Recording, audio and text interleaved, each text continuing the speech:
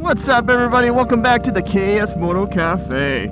So this episode I want to talk about my helmet here, which I had for about, I want to say 7 months. Yeah, so for 7 months I've been riding with the Shoei RF-1200, which is the previous model or the predecessor to the 1400 RF. Now let me just back up here so I can get going once the bike has warmed up.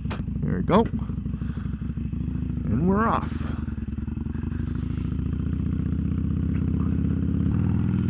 So the reason why I got the RF-1200 was because it was cheaper than the 1400.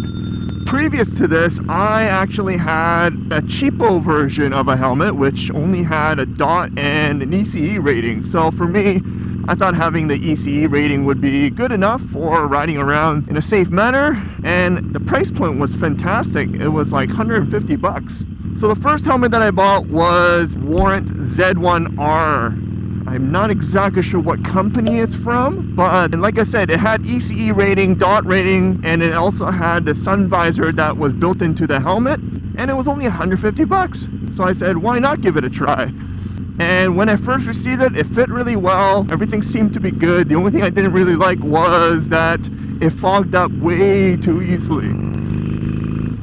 So I had to always keep the visor open just a bit, maybe like a centimeter or so, just so that it had some room to breathe, so it doesn't fog up and block my vision. But then there was a lot of wind noise coming from the helmet, and it was very noticeable when I was recording for my vlogs. So I thought, you know what, considering that I'm going to be riding a lot longer than I first anticipated, and I want to protect my head as well as I want to vlog better and improve my audio sound quality, which if you're a motovlogger, you know how frustrating it is to get that perfect sound quality. So based on a lot of online reviews and recommendations, everyone kind of recommended Shoei as the quietest motorcycle helmet that's out there for a decent affordable price. Now for me, this helmet cost me about 600 bucks, and a jump from 150 bucks to 600 bucks, and this is the last year's model, mind you. If I wanted to get the 1400 model, then I would be paying like close to 800 bucks. Motorcycle enthusiasts will probably consider the price band between $500 to $1,000 as like an intermediate,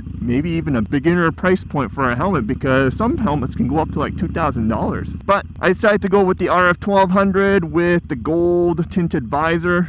I actually wanted this blue one, but they all sold out because it's the last year's model. So when I went to the local store to try on the Shoei RF-1200 helmet, I'm a size medium based on just going through the sizing chart. And when I put on the medium helmet, man, I knew it was too small. Like everything was scrunched up. I looked like a chipmunk. And the worst of it all was I was having instant headache from the pressure I was getting on top of the helmet.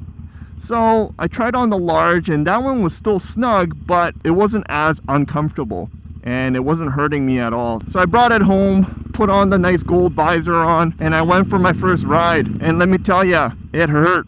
One of the biggest things I didn't realize was how much padding this Shoei helmet has compared to my old one, which pretty much had no padding if you compare the two. So instantly realized how shitty my first helmet was, and I'm glad that I never had to test it on the road or on the pavement, because I don't think it would have done a lot of protection. Now the Shoei helmet isn't ECE rated, however it does have the other rating, which I can't remember what it's called right now. I still had a little bit of a chipmunk look when I put on the helmet, even though it was one size up. And because I was talking a lot while I was riding, the cheek pads were so large that before it was broken in, it was pushing my cheeks inwards, and I was actually grinding my inside of the cheeks to a point where it would start to bleed.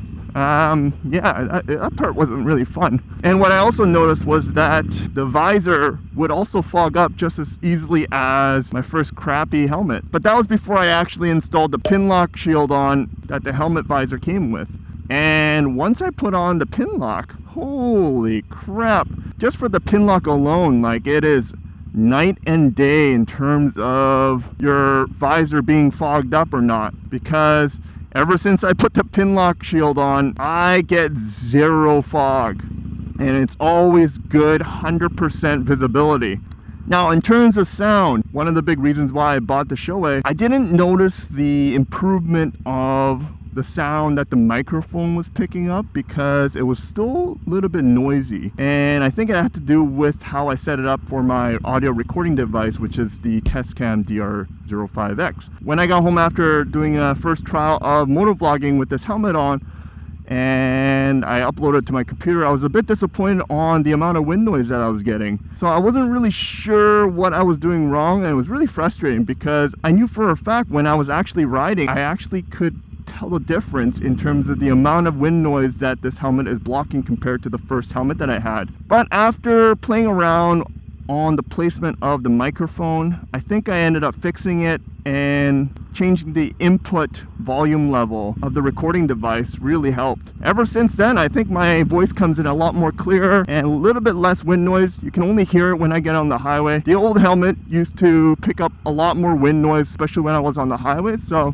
it was a good improvement. But surprisingly enough, the biggest win for this helmet for me was the Pinlock Shield and the amount of extra protection that this helmet will provide for me when I need it. In terms of ventilation, there's a piece right behind my GoPro in front of my mouth, and then there's two ventilations on top of the head, and then an exit ventilation on the back of my head. And all of those ventilations you can open and close with a little lever, and I find that during summer rides when they're all open, it was actually pretty refreshing. So if I had to do this all over again and I was looking for my first helmet to purchase, I kind of wish I listened to the veteran riders out there who said spend most of your money on the helmet first before you buy any other gear. I kind of did the opposite. I went for the cheapest helmet with an ECE rating, thinking that ECE rating would save me. Now, don't get me wrong, I have not tried any other helmets out there. I haven't tried the Ruroc, I haven't tried other types of Shoei helmets. This is my second helmet, but from